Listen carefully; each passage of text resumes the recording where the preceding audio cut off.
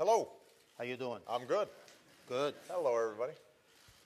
One of your staffers said you're in a great mood this afternoon, so I we're am. doubly blessed here. So that's terrific. I'd like to thank you very much for being here today, Mr. President.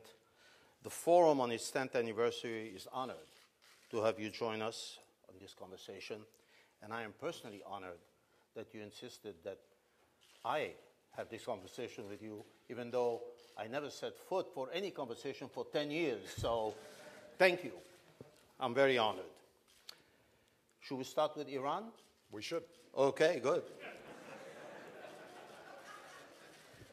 Mr. President, polls indicate that 77% of Israelis don't believe this first nuclear deal will preclude Iran from having nuclear weapons. And they perceive this fact as an existential matter for them. What can you say to the Israeli people to address their concern? Well, first, before I answer the question, let me say to you, Haim, thank you so much for the great work that you've done. I think the Saban Forum and the Saban Center has done outstanding work, and it provides us a mechanism where we don't just scratch the surface of these issues. Obviously, the challenges in the Middle East are enormous, and the work that's being done here is terrific. So I want to also thank Strobe for hosting us here today, and all of you who are here, including some outstanding members of the Israeli government and some friends that I haven't seen in a while. So thanks for having me. Let me start with the basic premise that I've said repeatedly. It is in America's national security interests, not just Israel's national security interests or the region's national security interests, to prevent Iran from getting a nuclear weapon. And let's remember where we were when I first came into office. Iran had gone from having less than 200 centrifuges to having thousands of centrifuges, in some cases more advanced centrifuges. There was a program that had advanced to the point where their breakout capacity had accelerated in ways that we had been concerned about for quite some time. And as a consequence, what I said to my team and what I said to our international partners was that we are going to have to be much more serious about how we change the cost-benefit analysis for Iran. We put in place an unprecedented regime of sanctions that has crippled Iran's economy, cut their oil revenues by more than half, have put enormous pressure on their currency. Their economy contracted by more than 5% last year.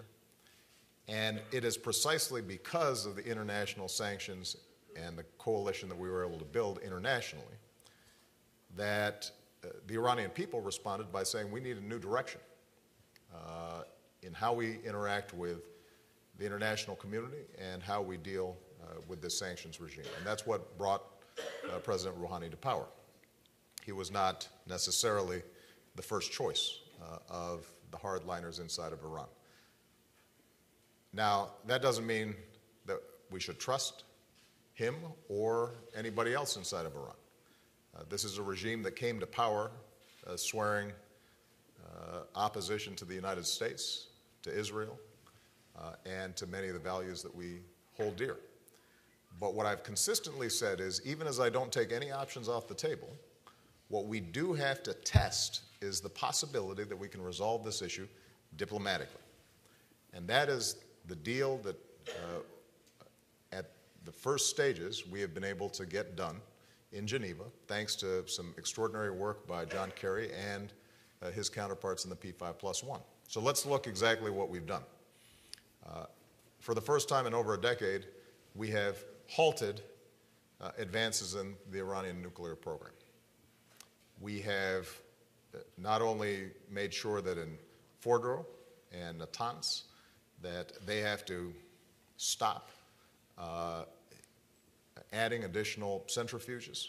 We've also said that they've got to roll back their 20% advanced enrichment. So we're taking how much? Down to zero. So you remember when Prime Minister Netanyahu made his presentation before the United Nations last year. The cartoon with the red line? Well, the picture of a bomb. He was referring to 20% enrichment, which the concern was if you get too much of that, you now have sufficient capacity to go ahead and create a nuclear weapon. We're taking that down to 0. We are stopping the advancement of the Iraq facility, which would provide an additional pathway, a plutonium pathway for the development of nuclear weapons. We are going to have daily inspectors in Fordow and Natanz. We're going to have additional inspections in Iraq. And as a consequence, during this 6-month period, Iran cannot and will not advance its program or add additional stockpiles of advanced uranium, enriched uranium. Now, what we've done in exchange is kept all these sanctions in place. The architecture remains with respect to oil, with respect to finance, with respect to banking. What we've done is we've turned the spigot slightly and we've said, here's maximum $7 billion out of the over $100 billion of revenue of theirs that is frozen as a consequence of our sanctions, to give us the time and the space to test whether they can move in a direction, a comprehensive, permanent agreement that would give us all assurances that they're not producing nuclear weapons. I understand. A quick question as relates to the $7 billion, if I may. Please. How do we prevent those who work with us in Geneva, who are already descended on Tehran looking for deals, to cause the 7 to become 70? Well, because we can control what we do, but what is the extent that we can control the others? Well, Haim, this is precisely why the timing of this was right. One of the things we were always concerned about was that if we did not show good faith in trying to resolve this issue diplomatically, then the sanctions regime would begin to fray. Keep in mind that this was 2 years of extraordinary diplomatic work on behalf of our team to actually get the sanctions in place. They're not just the unilateral sanctions that are created by the United States. These are sanctions that are also participated in by Russia, by China, and some allies of ours like South Korea and Japan that find these sanctions very costly. But that's precisely why they've become so effective. And so what we've said is that we do not loosen any of the core sanctions. We provide a small window through which they can access some revenue, but we can control it, and it is reversible. And during the course of these 6 months, if and when Iran shows itself not to be abiding by this agreement, not to be negotiating in good faith, we can reverse them and tighten them even further. But here's the bottom line. Ultimately, my goal as President of the United States, something that I've said publicly and privately and shared everywhere I've gone, is to prevent Iran from getting a nuclear weapon. But what I've also said is the best way for us to prevent Iran from getting a nuclear weapon is for a comprehensive, verifiable diplomatic resolution without taking any other options off the table if we fail to achieve that. It is important for us to test that proposition during the next 6 months, understanding that while we're talking, they're not secretly improving their position or changing circumstances on the ground inside of Iran. And if at the end of 6 months it turns out that we can't make a deal, we're no worse off. And in fact, we have greater leverage with the international community to continue to apply sanctions and even strengthen them. Good. If, on the other hand, we're able to get this deal done, then what we can achieve through a diplomatic resolution of this situation is frankly greater than what we could achieve with the other options that are available to us. Let's hope we get there. Absolutely. You have hosted Passover dinners at the White House. I have. And you know this famous saying, why is this night different than any other night?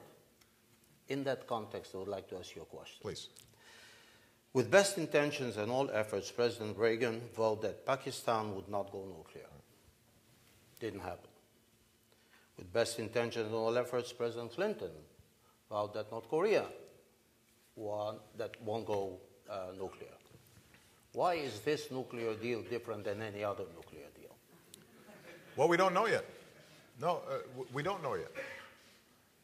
I think it's important for everybody to understand this is hard because the technology of the nuclear cycle, you can get off the internet. The knowledge of creating a nuclear weapon is already out there. And Iran is a large country, and it is a relatively wealthy country. And so we have to take seriously the possibility that they are going to try to get a nuclear weapon. That's what this whole exercise is about. Having said that, if you look at the history, by the time we got an agreement with North Korea, they essentially already had a nuclear weapon. With respect to Pakistan, there was never the kinds of inspection regimes and international sanctions and UN resolutions that were in place. We have been able to craft an international effort and verification mechanism around the Iran nuclear program that is unprecedented and unique. That doesn't mean it's easy. And that's why we have to take it seriously. But I think one of the things that I've repeatedly said when people ask, why should we try to negotiate with them? We can't trust them. We're being naive. What I try to describe to them is not the choice between this deal and the ideal, but the choice between this deal and other alternatives. I mean, if I had an option, if we could create an option in which Iran eliminated every single nut and bolt of their nuclear program and forswore the possibility of ever having a nuclear program, and for that matter got rid of all its military capabilities, I would take it.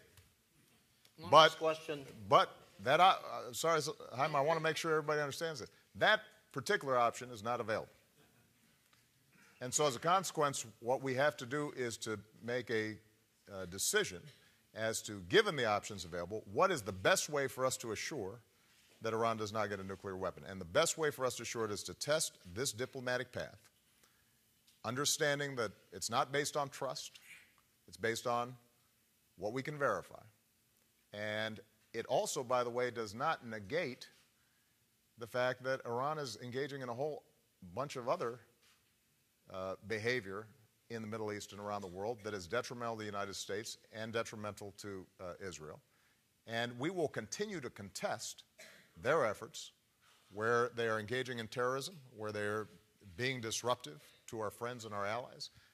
We will not abide by any threats to our friends and allies in the region, and we've made that perfectly clear. And our commitment to Israel's security is sacrosanct, and they understand that. They don't have any doubt about that. But if we can negotiate on the nuclear program in the same way that Ronald Reagan was able to negotiate with the Soviet Union, even as we were still contesting them around the world, that removes one more threat, and a critical existential threat, takes it out of their arsenal, and it allows us then to ultimately I think win them, defeat some of their agenda throughout the region without worrying that somehow it's going to escalate or trigger a nuclear arms race in the most volatile part of the world. Unfortunately, you're right. It would. So, Tom Friedman had an interesting perspective. In one of his columns, he said, never negotiate with Iran without some leverage and some crazy on your side. We have to out-crazy the crazies. Do you think he has a point? Well, Tom's a very smart observer, and I know that my friend Bibi is going to be speaking later, and if Tom wants to characterize Bibi the way you just described, that's his prerogative. That's not my view. Prime Minister Netanyahu and I have had constant consultations on these issues. throughout the last 5 years. And something that I think bears repeating. The United States military cooperation with Israel has never been stronger. Our intelligence cooperation with Israel has never been stronger. Our support of Israel's security has never been stronger. Whether you're talking about Iron Dome, whether you're talking about trying to manage the situation in Gaza a little over a year ago, across the board, our coordination on the concrete issues facing Israel's security has never been stronger. And that's not just my opinion. I think that's something that can be verified. There are times where I, as President of the United States, am going to have different tactical perspectives than the Prime Minister of Israel, and that is understandable because Israel cannot contract out its security in light of the history that the people of Israel understand all too well. They have to make sure that they are making their own assessments about what they need to do to protect themselves. And we respect that, and I've said that consistently to the Prime Minister. But ultimately, it is my view from a tactical perspective that we have to test out this proposition. It will make us stronger internationally, and it may possibly lead to a deal that we'll have to show to the world. In fact, assures us that Iran's not getting a nuclear weapon. It's not as if there's going to be a lot of capacity to hide the ball here. We're going to be able to make an assessment because this will be subject to the P5+1 and the international community looking at the details of every aspect of a potential final deal. And we're consulting with all our friends, including Israel, in terms of what would that end state look like. And if we can't get there, then no deal is better than a bad deal. But presuming that it's going to be a bad deal and as a consequence not even trying for a deal, I think would be a dire mistake. Well, personally, I find a lot of comfort in the fact that even though the United States and Israel may have red lines in different places, we are on the same place as far as the bottom line goes. And, Absolutely. And Iran will not have nuclear weapons. Fair Absolutely. to say? That is more than fair. Good. Thank you. Should we move to the Israeli-Palestinian situation? We should. Okay. Very obedient president I have here today. I do what this is the Saban Forum, so you're in charge. I wish. Or Cheryl's in charge. You're more on now, Mr. That's President. exactly It is Cheryl who's in charge. Anyway, first of all, before I ask the first question, I would be remiss if I didn't, from the bottom of my heart, thank you for your continuous effort to achieve peace in the Middle East. Thank you so very much. We appreciate it. Thank you.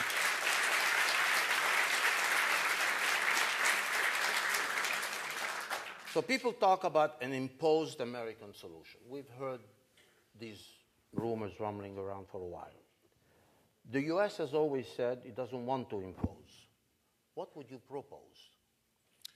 Well, first of all, this is a challenge that we've been wrestling with for 60 years.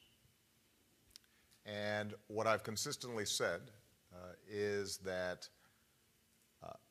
the only way this is going to be resolved is if the people of Israel and the Palestinian people make a determination that their futures and the futures of their children and grandchildren will be better off with peace than with conflict. The United States can be an effective facilitator of that negotiation and dialogue. We can help to bridge differences and bridge gaps, but both sides have to want to get there. And I have to commend Prime Minister Netanyahu and President Abbas for the courageous efforts that have led to very serious conversations over the last several months. They are not easy, but they come down to what we all know are going to be the core issues: territory, security, refugees, Jerusalem. And there are not a lot of secrets or surprises at this point. We know what the outlines of a potential agreement might look like. And the question then becomes, are both sides willing to take the very tough political risks involved if their bottom lines are met? You know, for the Palestinians, the bottom line is that they have a state of their own that is real and meaningful. For the Israelis, the bottom line is, to a large extent, is the state of Israel as a Jewish state secure? And those issues have been spoken about over the last several months in these negotiations in a very serious way, and I know Tippi Livni's here and been participating in that, and we're very grateful for her efforts there. And I think it is possible over the next several months to arrive at a framework that does not address every single detail, but gets us to a point where everybody recognizes better to move forward than move backwards. You know, sometimes when you're climbing up a mountain, even when it's scary, it's actually easier to go up than it is to go down. And I think that we're now at a place where we can achieve a two-state solution in which Israelis and Palestinians are living side by side in peace and security. But it's going to require some very tough decisions. One thing I have to say, though, is we have spent a lot of time working with Prime Minister Netanyahu and his entire team to understand from an Israeli perspective what is required for the security of Israel in such a scenario. And going back to what I said earlier, we understand that we can't dictate to Israel what it needs for its security. But what we have done is to try to understand it and then see through a consultative process, are there ways that through technology, through additional ideas, we can potentially provide for that. And I assigned one of our top former generals, John Allen, who used to most recently headed up the entire coalition effort in Afghanistan. He's retired now, but he was willing to take on this mission, and he's been working to examine the entire set of challenges around security. Has he concluded anything? Well, he's come up to, he has arrived at the conclusion that it is possible to create a two-state solution that preserves Israel's core security needs. Now, that's his conclusion, but ultimately, he's not the decision maker here. Prime Minister Netanyahu and the Israeli military and intelligence folks have to make that determination. And ultimately, the Palestinians have to also recognize that there is going to be a transition period where the Israeli people cannot expect a replica of Gaza in the West Bank. That is unacceptable.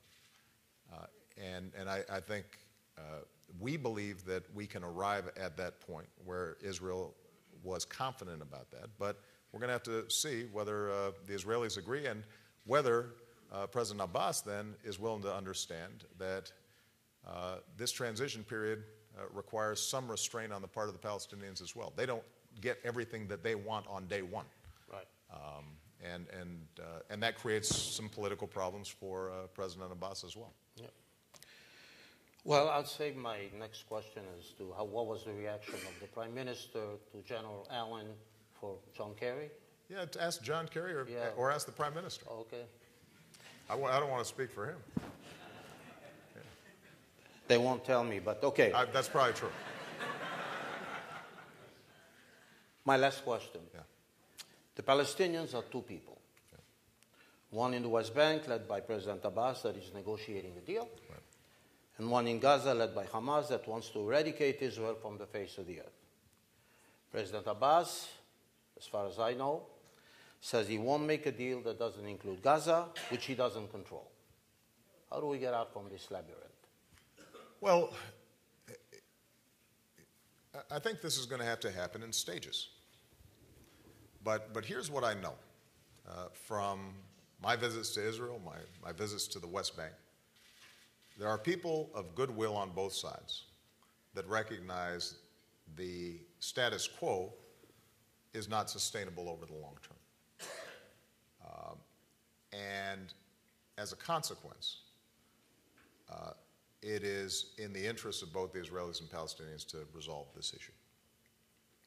There are young people, teenagers that I met both in Israel and in the Palestinian territories, that want to get out from under this history and seek a future that is fundamentally different for them.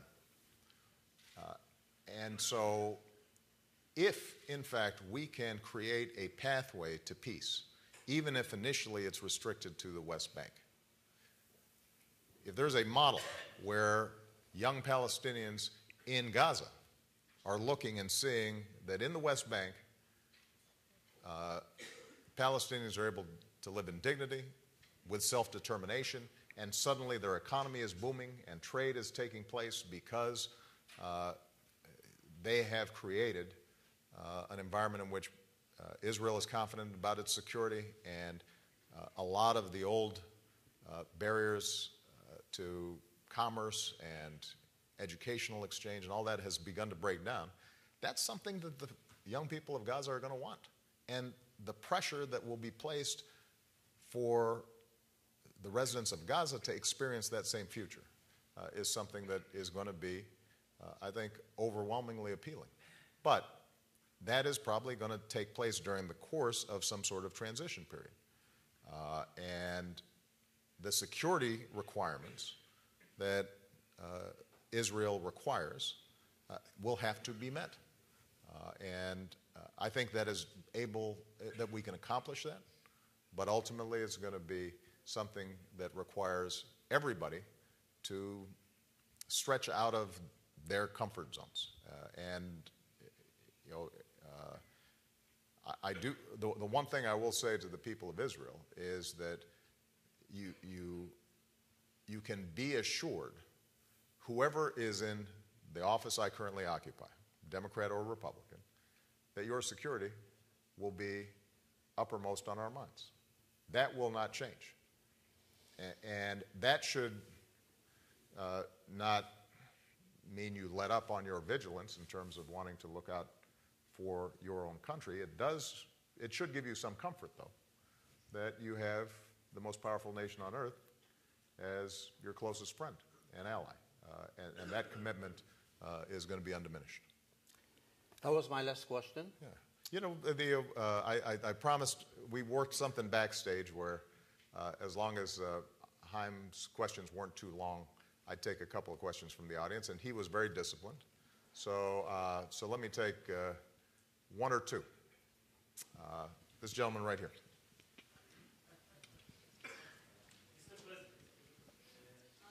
Well, why don't you get a microphone so everybody can hear you?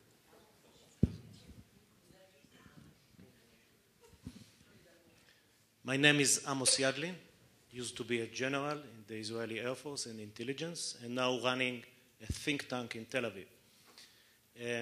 Looking into the future agreement with Iran, I put behind me the initial agreement, right. And what is really important is the final agreement. Two questions. What is the parameters that you are see as a red line to ensure that Iran will be moving forward, moving backward, rolling back from the bomb as much as possible? And what is your plan B if an agreement cannot be reached? Well, with respect to the end state, I want to be very clear. There's nothing in this agreement or document that grants Iran a right to enrich. We've been very clear that given its past behavior and given existing UN resolutions and previous violations by Iran of its international obligations, that we don't recognize such a right. And if, by the way, negotiations break down, there will be no additional international recognition that's been obtained, this deal goes away and we're back to where we were before the Geneva Agreement. Subject, and Iran will continue to be subject to all the sanctions that we put in place in the past, and we may seek additional ones. But I think what we have said is we can envision a comprehensive agreement that involves extraordinary constraints and verification mechanisms and intrusive inspections, but that permits Iran to have a peaceful nuclear program. Now, in terms of specifics, we know that they don't need to have an underground fortified facility like Fordo in order to have a peaceful nuclear program. They certainly don't need a heavy water reactor at Iraq in order to have a peaceful nuclear program. They don't need some of the advanced centrifuges that they currently possess in order to have a limited peaceful nuclear program. And so the question ultimately is going to be, are they prepared to roll back some of the advancements that they've made that would not justify or could not be justified by simply wanting some modest peaceful nuclear power, but frankly hint at a desire to have breakout capacity and go right to the edge of breakout capacity. And if we can move that significantly back, then that is, I think, a net win. Now, you'll hear arguments, including potentially from the Prime Minister, that says we can't accept any enrichment on Iranian soil, period, full stop, end of conversation. And this takes me back to the point I made earlier. One can envision an ideal world in which Iran said, we'll destroy every element and facility and you name it, it's all gone. I can envision a world in which Congress passed every one of my bills that I put forward. I mean, there are a lot of things that I can envision that would be wonderful. But precisely because we don't trust the nature of the Iranian regime, I think that we have to be more realistic and ask ourselves, what puts us in a strong position to assure ourselves that Iran's not having a nuclear weapon and that we are protected? What is required to accomplish that, and how does that compare to other options that we might take? And it is my strong belief that we can envision an end state that gives us an assurance that even if they have some modest enrichment capability, it is so constrained and the inspections are so intrusive that they, as a practical matter, do not have breakout capacity. Theoretically, they might still have some. But frankly, theoretically, they will always have some because, as I said, the technology here is available to any good physics student at pretty much any university around the world. And they've already gone through the cycle to the point where the knowledge we're not going to be able to eliminate. But what we can do is eliminate the incentive for them to want to do this. And with respect to what happens if this breaks down, I mean, I won't go into details. I will say that if we cannot get the kind of comprehensive end state that satisfies us and the world community and the P5+1, then the pressure that we've been applying on them and the options that I've made clear I can avail myself of, including a military option, is one that we would consider and prepare for.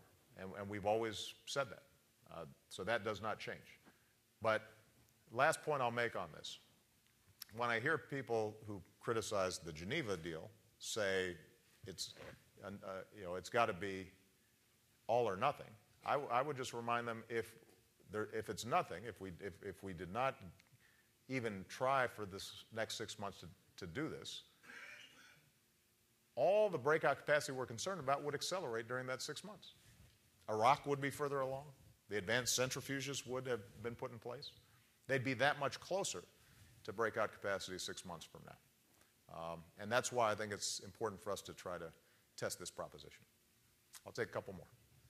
Yes, sir. Right over here. Mr. President, Boaz Bismuth, Israeli journalist from Israel Hayom daily newspaper.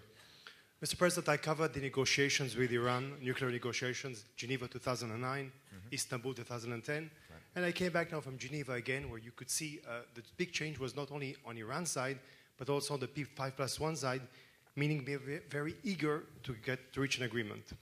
Coming back from Geneva, we learned, and some of us had known before, the secret talks America had with Iran, and we know the concern you have on the Israeli security.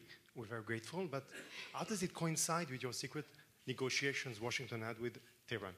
Thank you.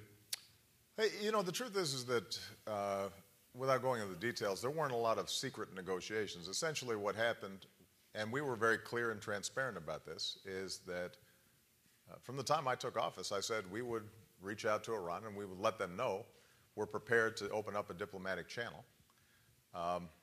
After Rouhani was elected, there was some acceleration leading up to the UN General Assembly. You'll recall that Rouhani was engaging in what was termed a charm offensive, right? And he was going around talking to folks. And at that point, it made sense for us to see, all right, how serious are you potentially about having these conversations?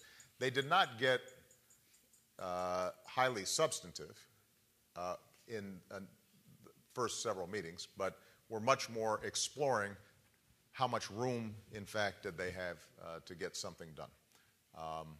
And then as soon as they began to get more technical, at that point, they converged with the P5+1 discussions.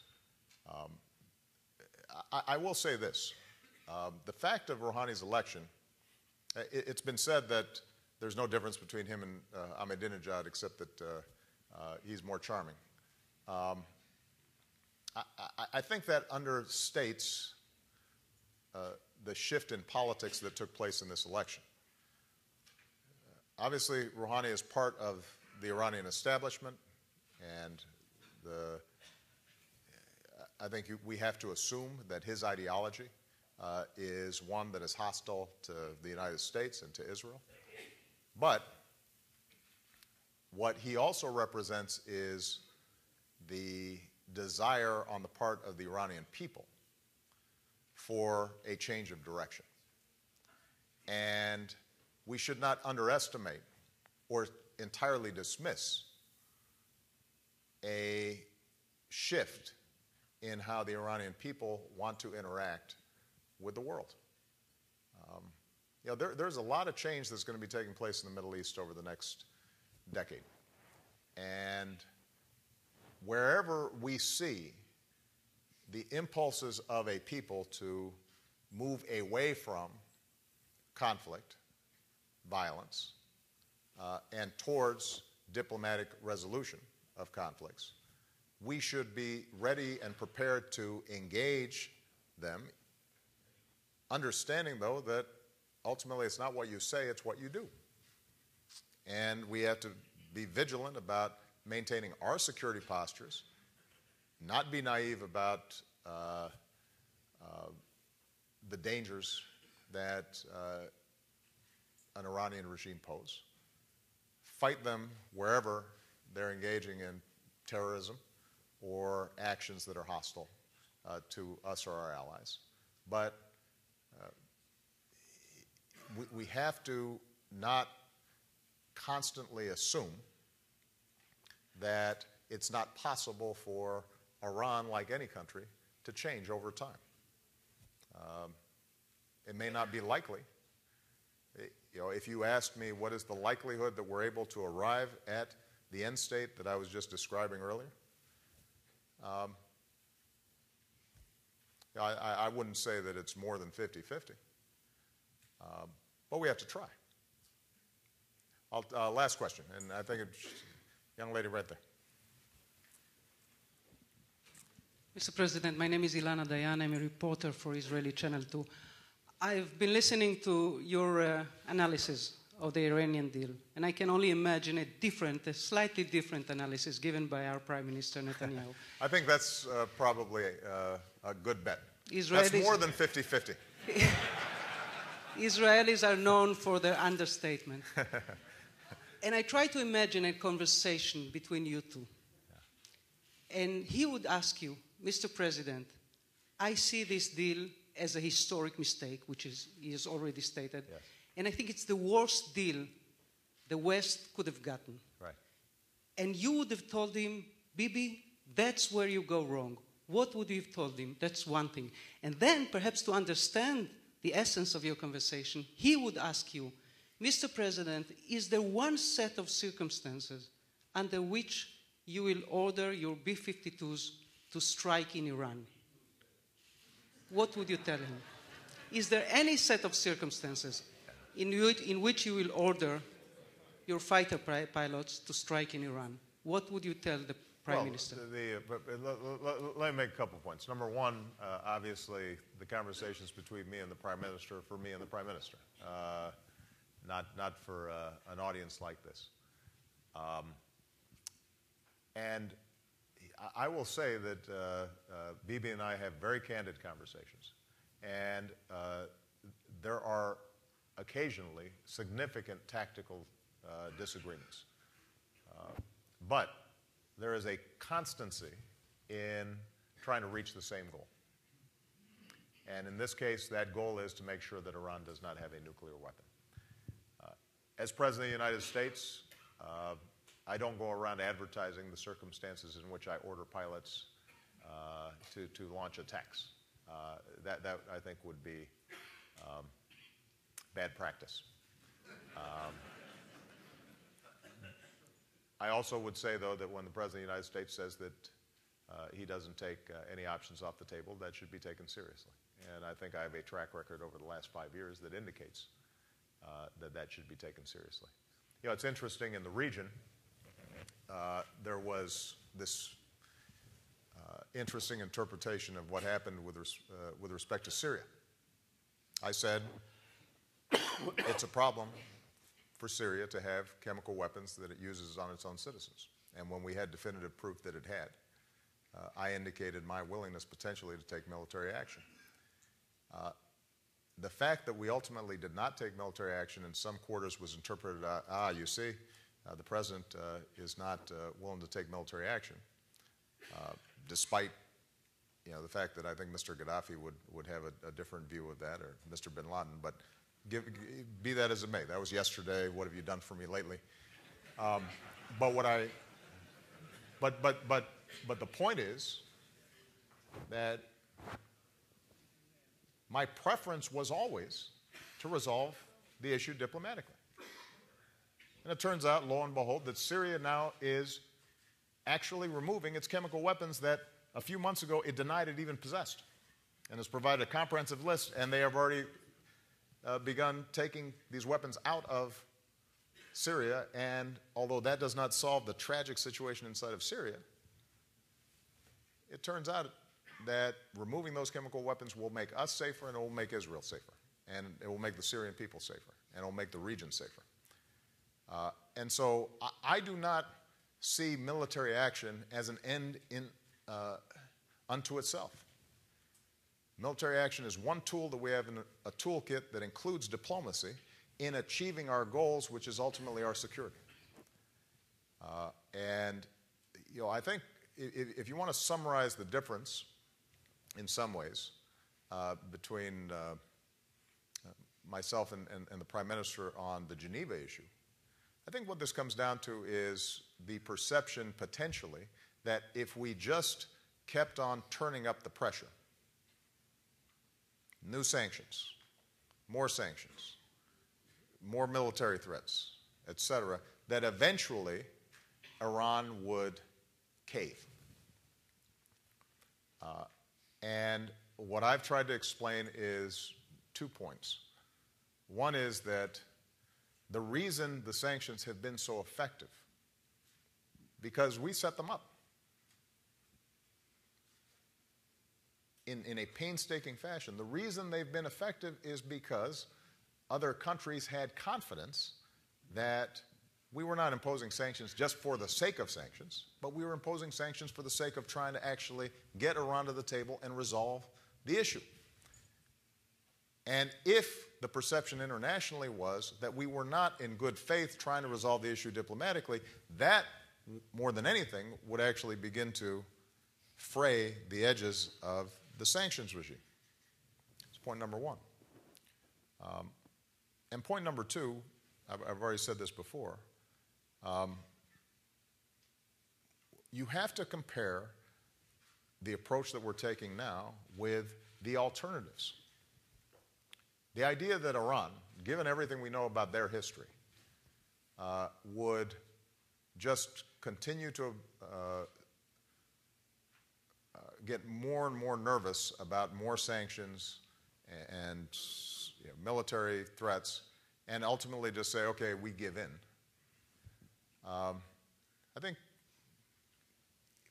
does not reflect an honest understanding of the Iranian people or the Iranian regime. And I say that, by the way, I'm not just talking about the hardliners inside of Iran. I think even the so-called moderates or reformers inside of Iran would not be able to simply say, we will cave and do exactly what the U.S. and the Israelis say. They are going to have to have a path in which they feel that there is a dignified resolution to this issue. That's a political requirement of theirs, and that, I suspect, runs across the political spectrum. And so for us to present a door that serves our goals and our purposes, but also gives them the opportunity to, in a dignified fashion, re-enter the international community and change the approach that they've taken, at least on this narrow issue, but one that is of extraordinary importance to all of us, is an opportunity that we should grant them. All right? Well, thank you very much. I enjoyed this.